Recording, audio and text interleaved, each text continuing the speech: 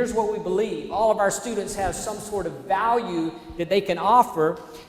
A lot of times they just need our help to help bring that out in them, develop it, market it, so they can take it to the marketplace and turn their passion into their paycheck. A lot of times they don't see it. You ask a group of students, how many of you consider yourself to be a salesperson? I'll ask you, how many of you ever consider yourself to be a salesperson?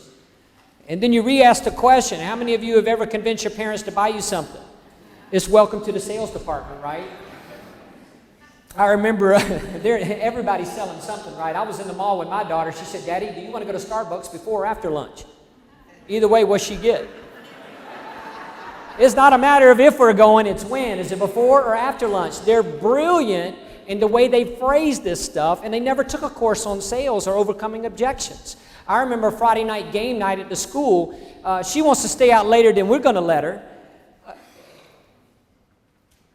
They don't come out and ask straight up. I came home, the house is clean. Dinner's cooked.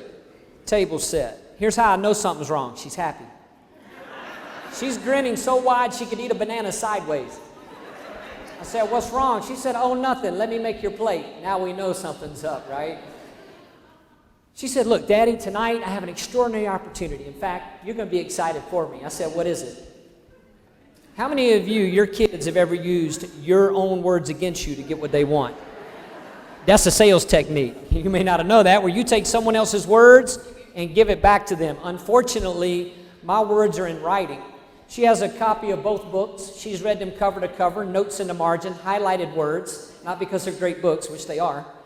She's read them so she can use my words against me. See, in these books, we're telling students, you can't, middle school, high school, doesn't matter where you are, you got to get out there, meet people, build relationships, network. She says, Daddy, tonight at the game, I'm getting out there. She said, I'm meeting people. I'm building relationships. She said, I'm going to put them in my network. She said, but tonight, I need to stay out just a little bit later to make this happen for us.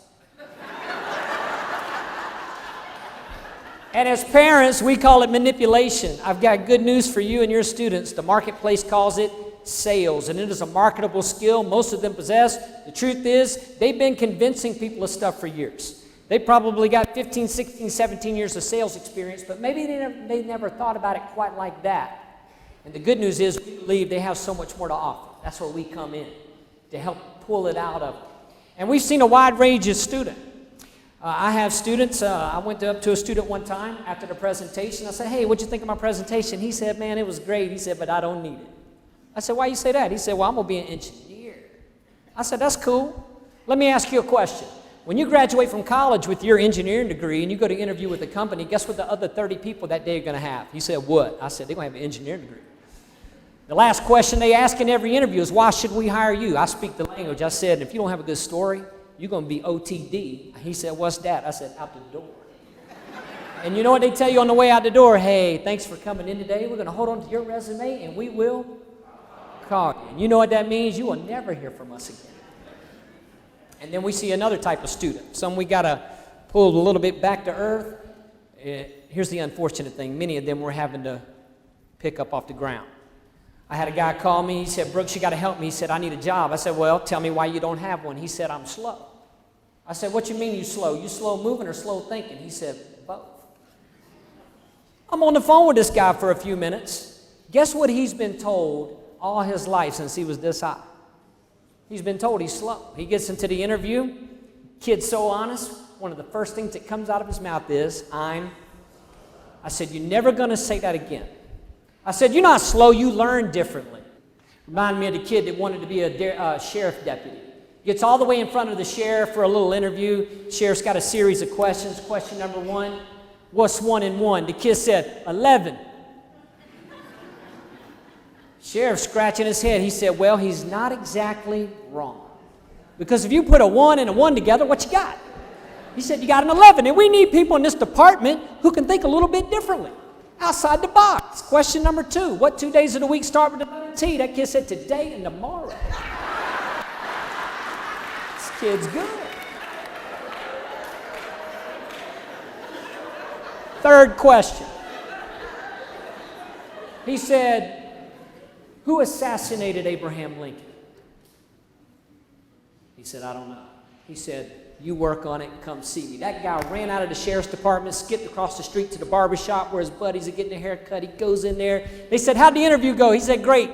You're not going to believe this. First day on the job, I'm on a murder case.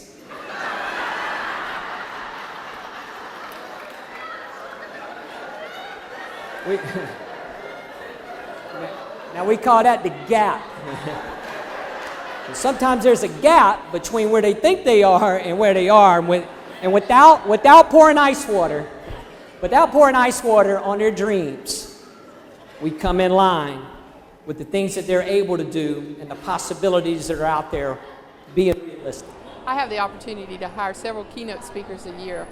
And when I was thinking about hiring Brooks, I wasn't sure exactly if he would be the best fit for our group. But after hearing him one time, I was hooked on what he delivers to our teachers and our students across the state of North Carolina, and I highly recommend what he does.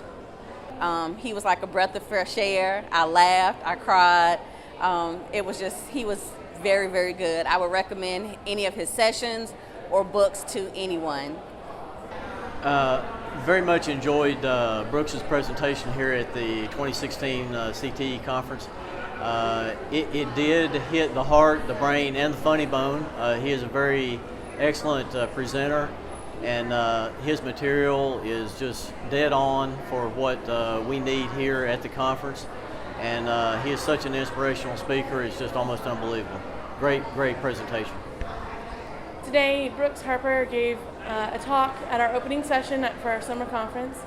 And normally when I've attended conferences before, the opening speaker tends to be very cliched, and it tends to be a normal opening speech. But Brooks was really informational. He was funny. He was able to keep me interested the entire time.